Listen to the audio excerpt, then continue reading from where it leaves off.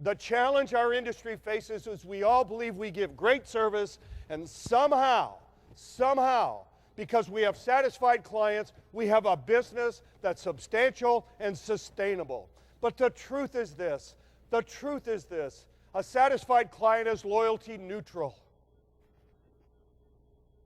The reality is that satisfied clients are leaving firms every day. They're moving their money from this firm to a Merrill Lynch or a Morgan Stanley, and the guy at Merrill's going to Morgan, and the Morgan's guy is going to AG, and money's moving everywhere because people are satisfied. But here's what a satisfied client says.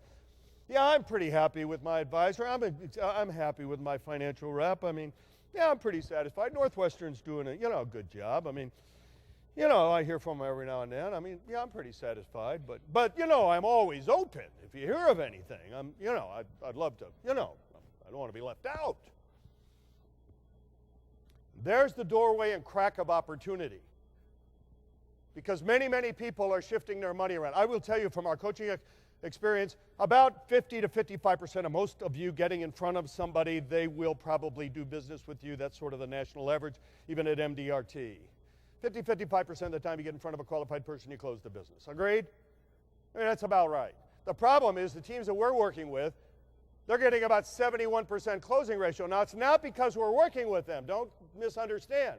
Their sales skills haven't gotten that better, much better. Certainly their platform hasn't changed. What's happening is there is so much pent-up demand out there to move your money. People want to find somebody that can help them, that when you do get in front of the right people, they want to move their money because they're interested in moving forward. They realize the guy that took them down or the gal that took them down will never get them whole. They're still going to give them lousy service. They're still not going to be in touch. So what they're saying is if I can find somebody who has my best interest at heart, that'll clearly communicate with me, that'll be transparent, I'll move my money. And that's exactly what's going on in the industry. I will tell you, I have never seen it this good. Never have I seen it this good. I have never seen hard. I have a team last year, took in 17, hear this number, $50 million accounts. Yes, they were a $5 billion team. We started with them, but you think about being up $1.2 billion in 1 year. How does that happen? It happens because people are fed up and they're looking for somebody like you. And we got to get out of the offices and get out there in the marketplace so people really see we are proactive. We're not about making them satisfied. We want to turn them into delighted advocates. Because you see, this is our formula, product, service. So let me just say, what does this stand for? You want to write this? It stands for product or platform. That's another one we use a lot. And then we say we give good service, which I find not only arrogant but ridiculous in this market. I mean, good golly, think about it. If you will hold a Home Depot and you buy a screwdriver for $9 and you go home and it doesn't work, you take it back, you get service. You go to McDonald's and the French fries are cold, you just go back in the door and they service you. I buy a $1 million life insurance policy from you and you say, well, in addition to that, we'll give you good service. My thinking is, gosh, I don't have to spend any money at a retail store and I get good service. I would expect at the very least if you and I do business, you'd give me good service. This is why the industry's gotten so commoditized, because everybody said we got great platform, good product, we give good service, great service, exceptional service, dynamite, we give good service. The bottom line is, as the affluent consumer, I can tell you now that those of us in this space, we expect this. It does not set you apart.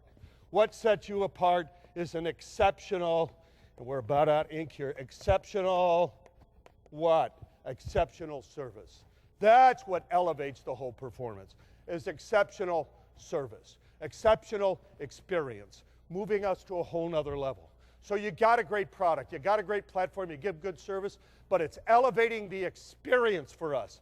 This elevation of experience, catch the T, is what transforms the relationship. Now I am no longer a satisfied client. Hear this, I am a delighted advocate. And if I'm a delighted advocate, I don't care what I got to pay you. I'm staying with you. Because you're the only person in town that has my best interest at heart, and you're connected to me at a whole nother level, and you can drive me forward in my life. You can make my goals and dreams and aspirations a reality because you understand the psychology about what's behind my decision making, and you're elevating the experience. And we see it over and over again. Elevate the experience.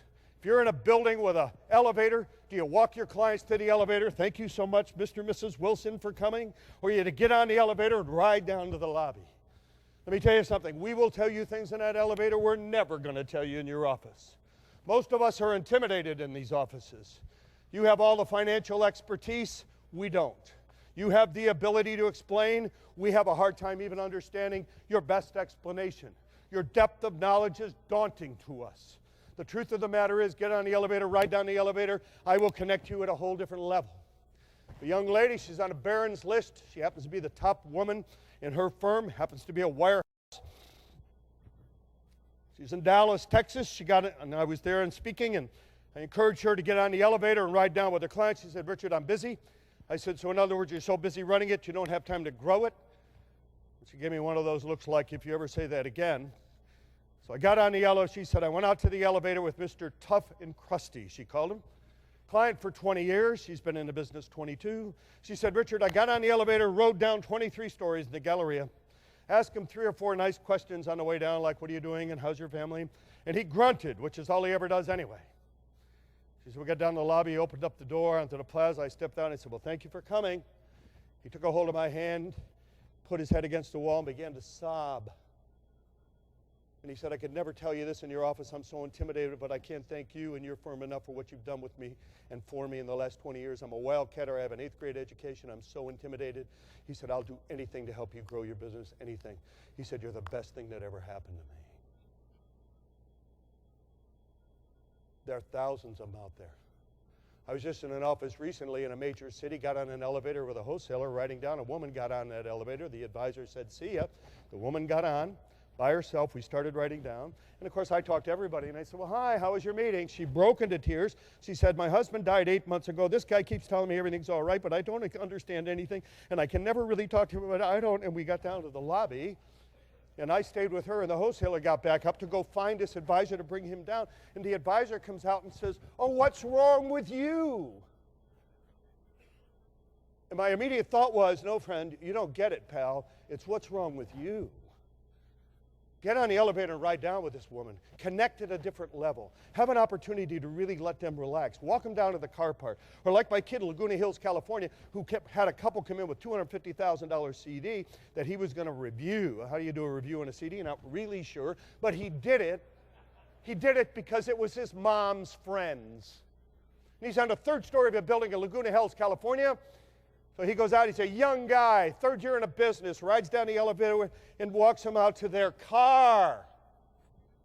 They get to the car, he opens the car door, she puts her hand on her husband and said, honey, let's give him the $7 million we got to. He's the only one that cares about us. What a prospecting tool. Are you elevating the experience?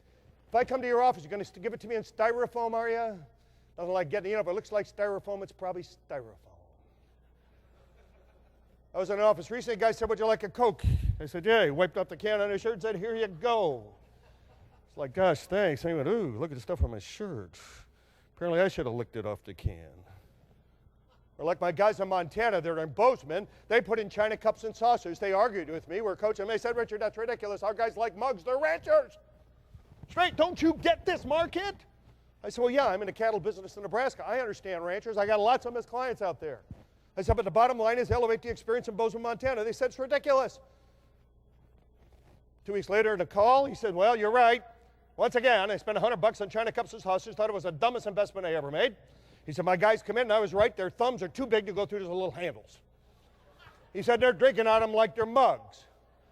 He said, of course, they're telling everybody to get the most sophisticated financial advisors in the state of Montana, which I suppose would be like good for anybody's business. All I'm suggesting to you is let's elevate the experience. Marriott struggling, who's winning? Who's winning? Ritz-Carlton. Boy, they elevate the experience, they elevate the experience, they elevate the experience. If you elevate the experience, you win business. If you just give me good service, I'm gone.